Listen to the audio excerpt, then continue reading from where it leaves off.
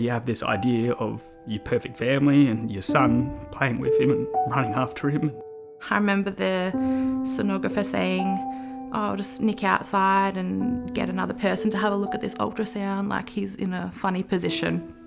And you just think babies are in these weird positions. She walked in, I remember her saying that there was something wrong with his brain and his spine. Spina bifida is a problem with the development of the spine, where the spine doesn't properly develop and fuse, and so it may be exposed through the skin at the time of birth. Both in nursing and paramedics, I've looked after numerous spina bifida patients, and I think probably the take home with spina bifida is every person is very different, every child is very different with spina bifida. It's a complex condition and a spectrum, and also may vary in its impact depending where in the cord the abnormalities may occur. We were told that where his spina bifida was, he would more than likely wouldn't have any mobility issues or very mild mobility issues. He wouldn't have any breathing issues. He might have a mild learning disability with that. At that stage when we first found out that was in utero, they were sort of painting a picture that both me and Erin were like, okay, there'll be some mild things, but there's nothing that we can't do together.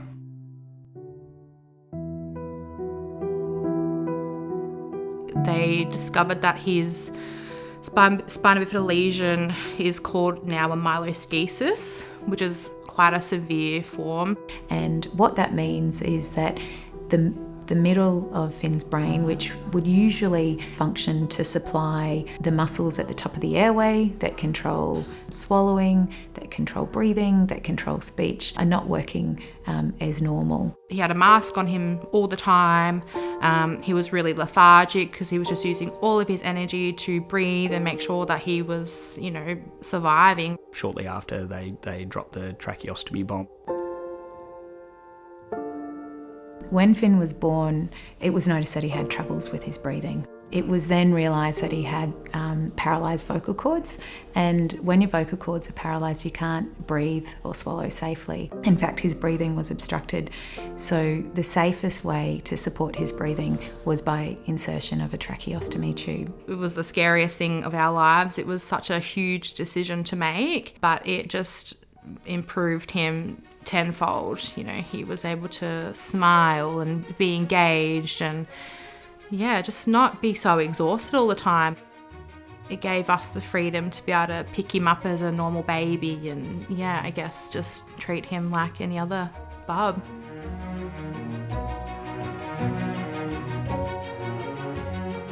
In days gone by, children like Finn, who needed such high levels of breathing support, would actually probably have to be in hospital, on the hospital ward. So things have come a long way in terms of our ability to provide home ventilation. Pretty early on, I think we came to accept that we were always going to have a child with a disability. We'd definitely come to accept Finn for all his little quirks. Many of the kids that we look after in the department may not use words to communicate, but they communicate in a wide range of other ways. They can communicate by eye pointing, they can communicate by gesture, all sorts of different ways that then can be enhanced with various bits of equipment. And the speech pathologists are very skilled at assisting with maximising communication. Our biggest thing going into this was, Finn, we just wanted him to have an amazing quality of life. But I think our definition of quality of life has vastly changed since him being here. You think quality of life, walking, talking, eating, but you don't almost think like love, joy, happiness, like they're, what really means quality of life for us now.